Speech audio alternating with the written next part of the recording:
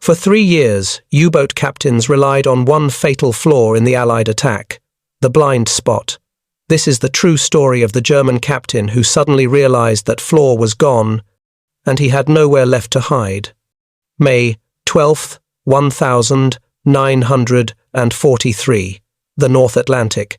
Deep in the cold, crushing blackness of the Black Pit, the air inside U-339 is a foul cocktail of diesel, unwashed bodies, and chloride of lime from the lavatory. Condensation, cold as the grave, drips from the steel bulkheads, tracing paths down the sweating pipes. In the red-lit gloom of the control room, Kapitänleutnant Oskar Kettler stands perfectly still, his head cocked toward the hydrophone operator. He doesn't need the report. He can feel it. Ping. A faint, metallic echo, more vibration than sound, felt in the teeth and the soles of the boots. The British destroyer, one of the 3 hunting them since dawn, has found them again. Ping. Closer. Louder. The Horcher, the hydrophone operator, grimaces, his hands pressed tight against his headphones. Bearing 030, Herr Kapitän. His voice is a strained whisper. He is searching. Kettler nods, his eyes fixed on the depth gauge. 90 meters, deep enough to avoid a visual, shallow enough to maneuver. He is a veteran of 5 patrols. He is an ace, with 60,000 tons of Allied shipping credited to his name. He and his crew are professionals. And this is the dance. The terrible, intimate and predictable dance of the North Atlantic. He is hunting, Kettler says, his voice calm, reassuring. He allows a thin smile. Let him hunt. For 3 years, this dance has favored the U-boat. Kettler knows, as every Caleun knows, the fatal flaw in the destroyer's attack, the iron-bound law of underwater physics. The destroyer's weapon is ASDIC, the Allied term for their sonar. It sends out a pulse of sound, the ping, which bounces off the U-boat's hull and returns, giving the destroyer a bearing and a range. To attack, the destroyer must listen to this echo, close the distance, and drop its depth charges, its ash cans. But the depth charges are stored at the stern of the ship. They are rolled off racks or thrown by K-guns. To drop them, the destroyer must physically pass over the U-boat's position. And in that final critical moment, the destroyer goes blind. Ping. The sound is sharp now. Close. Bearing 025. The operator reports. Range 1,500 meters. He is turning, coming in for a run. Herr Kapitän. The crew tenses. A man coughs, a dry, hacking sound that is instantly smothered. Kettler raises a hand. All stop electric motors. The low thrum of U-339's propulsion dies. The only sound now is the drip of water and the creak of the hull as it settles under the immense pressure. And the ping, ping, ping, ping. The destroyer is accelerating. Kettler can hear the churn of its propellers now, a faint, distant thrum, thrum, thrum growing in volume. This is the key. As the destroyer accelerates for its attack run, its own speed and the turbulence of its propellers, the cavitation, create a wall of white noise. Its own sound blinds its ASDIC. The delicate echo from Kettler's hull is lost, drowned in the destroyer's self-made thunder. This is the blind spot. It's a cone of silence, a bubble of safety, extending roughly 300 yards from the destroyer's bow. He is blind, Herr Kapitän. The Horcher whispers, almost in awe. I hear only his screws. He has lost the contact. Of course he has, Kettler murmurs. He looks at his first watch officer. He will drop his pattern based on our last known position. He thinks we are still there. He is charging at a ghost. The thrum, thrum, t-hrum, t-h-r-u-m is building to a deafening roar. The destroyer is almost on top of them. The men in the control room brace, gripping valves and handholds, their knuckles white. They are waiting for the inevitable. The sound of the destroyer's screws passing directly overhead, a terrifying, grinding noise, like giants dragging chains across their roof. And then, seconds later, the explosions. This is the moment of maximum danger and maximum opportunity. The instant the destroyer is overhead, its course is set. It cannot turn. It is committed. And Kettler, in the 15-second gap between the destroyer passing and the charges exploding, will give his order. Ruder hart stuurboord. Hard to starboard. Beide Maschinen. AK voraus. Both engines ahead full. U-339 will leap forward, turning sharply inside the destroyer's turning circle, slipping away from the predicted spot. The depth charges will detonate in the empty water where Kettler was, not where he is. It is a game of nerve, of timing, of exploiting that one, crucial, predictable flaw. The roar of the propellers is here. It is above them. The hull vibrates violently. Light bulbs flicker. Dust rains down. Now, Kettler thinks, his hand ready to signal the engine room. Now! But something is wrong. The Horcher, his face pale as death in the red light, rips his headphones off. Kapitän! A new sound. A whistling. From the front of the ship. Vorn! Kettler stares. What do you mean, from the front? Before the operator can answer, a new series of sounds rattles the hull knot, the familiar splash of ash cans rolling off the stern, but a rapid plup plup plup plup, like a mortar battery, an unzipping, ripping sound in front of them, and the terrible, deafening roar of the destroyer's propellers. It isn't fading. It's still there. It's still pinging. The destroyer isn't passing over them. It has stopped, 200 yards away, and it is still looking right at them. A cold electric dread, an emotion Kettler has not felt in 2 years, seizes his heart. The rules of the dance have just changed. The red light in the control room seems to pulse, to thicken.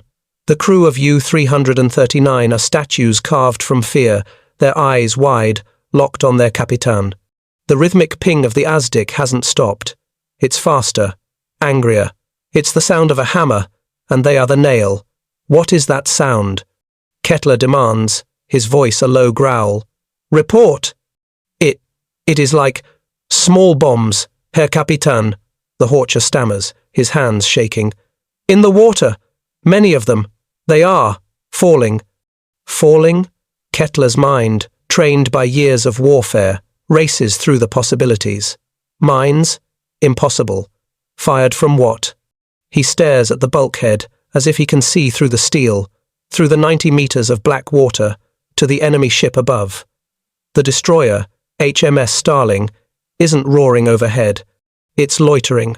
It's sitting almost perfectly still, 200 yards off their bow, its propellers turning just enough to maintain its position. And it is holding U-339 inches its acoustic grip, as steady as a surgeon's clamp.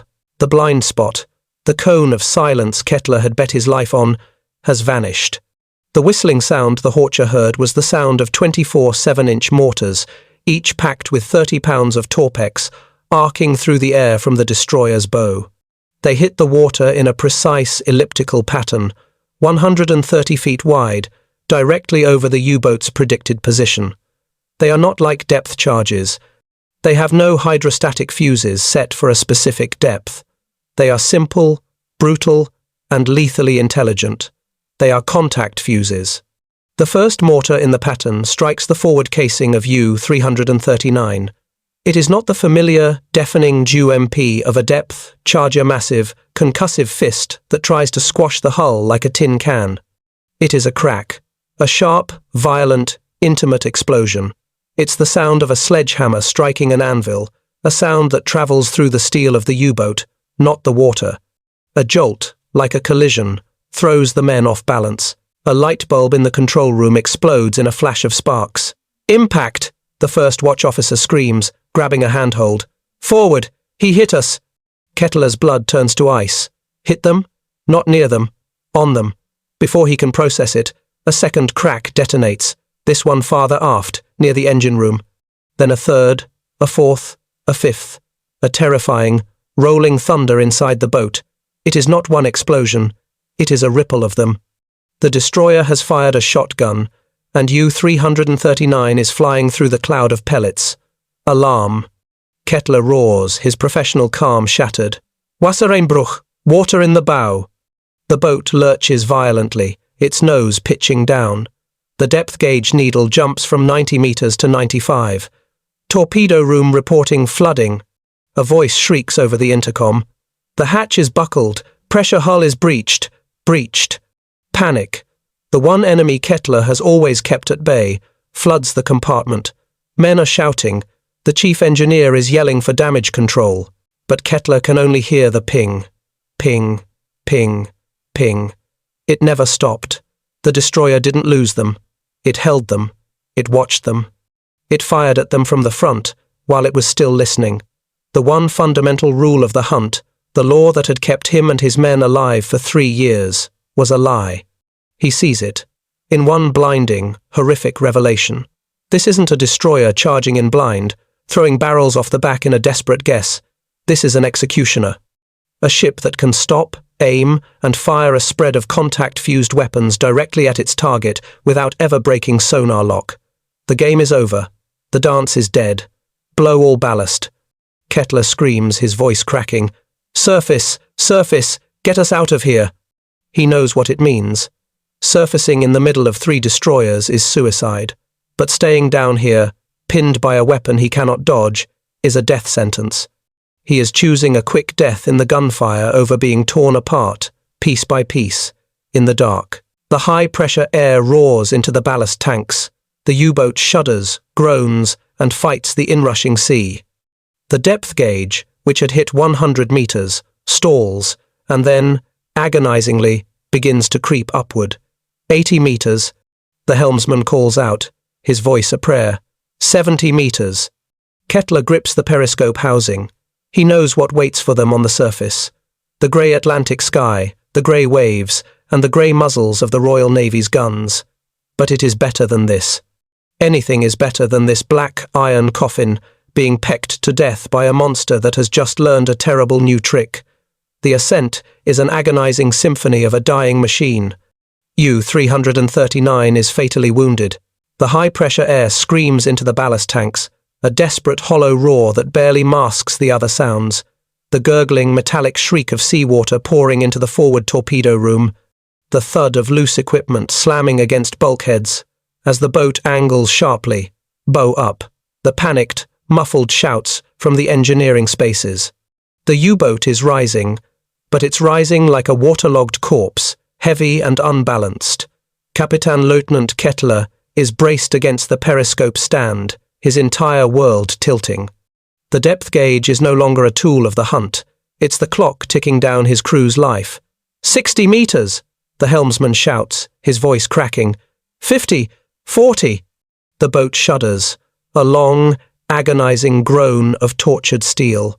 The forward bulkhead, the one holding back the Atlantic from the rest of the boat, is visibly bowing inward. They are in a race. Breach the surface before the sea breaches the control room. 30 meters. 20. Kettler unlatches the conning tower hatch, his hand ready. He can feel the change in pressure, the boat's sudden, lighter-than-air lurch as it breaks free of the deep. 10 meters. Surface. Oberfläche. Hatch open! Kettler roars, shoving the heavy steel disc upwards and sideways. He is blinded, not by darkness, but by a flat, endless, gunmetal grey light. The sky. The cold, wet wind of the North Atlantic slaps him, a physical blow that rips the stale, diesel-choked air from his lungs. He scrambles up the ladder, his boots slipping on the rungs, and bursts onto the bridge. For a second, there is only the roar of the wind and the hiss of the ocean. Then he sees them. It's not just the Starling. It's all 3. They have been waiting. They knew. The destroyers form a perfect, predatory triangle, and U-339 has just surfaced in the exact, geometric center. They are at point-blank range. To Kettler, they look like towering grey mountains, their superstructures bristling with intent. He looks at HMS Starling, the ship that had pinged him, the ship that had stopped, and he sees it. On its forward deck, where a gun turret might have been, is a strange, ugly, and terrifying contraption. It's a bank of metal poles, angled forward. It looks like a giant, metal pincushion. The Hedgehog. Kettler understands. He understands everything. The whistling sound, the mortars in front of the ship, the unbroken sonar lock. The blind spot, that sacred, life-saving piece of physics, has been engineered into extinction. He has no time to be awed. He has no time to be anything but a target. Achtung! He screams into the voice pipe, a useless instinctive command. Enemy ships, all. The world dissolves. The first 4.7-inch shell from the destroyer Wild Goose hits the conning tower. The explosion is not a whump, it is a clang of incomprehensible violence. Kettler is thrown against the steel siding, his shoulder shattering. He feels a hot, wet spray knot water slash across his face. His bridge watch, 2 young men who had followed him up the ladder, are gone. There is just a twisted, smoking rent where they had been standing. Before U-339's own deck gun crew can even reach their stations, the full, concentrated fury of 3 Royal Navy destroyers is unleashed. It is not a battle, it is an execution. The thump, thump, thump, thump of Oerlikon cannons, a sound like a giant tearing sheet metal, rips across the U-boat's deck. Tracers, green and red, draw straight, pitiless lines, converging on the surfaced submarine. The water around U-339 erupts in a white froth as hundreds of shells, aimed not at the water but at the hull itself, tear it to pieces. Men are scrambling from the forward hatch, their hands up, their faces masks of terror. They are cut down in seconds. Abandon ship! Kettler tries to scream, but the words are stolen by the wind and the thunder of the guns. He can taste copper and diesel. The U-boat is listing, sinking beneath him. It is no longer a warship, it is a slaughterhouse. He sees a final flash from the Starling's forward gun. He sees the orange-black blossom of the muzzle. He realizes, in that last, crystal-clear millisecond, that the destroyer captain hadn't just been hunting him, he had been waiting. Waiting to show him this new, terrible weapon. Waiting for him to see, to understand, just how completely the U-boat had lost the war. The old law was dead. There was no more blind spot. There was no more dance. For the U-Bootwaffe, there was only the Hedgehog. And there was nowhere, not in the deepest, darkest black pit of the Atlantic, nowhere left to hide.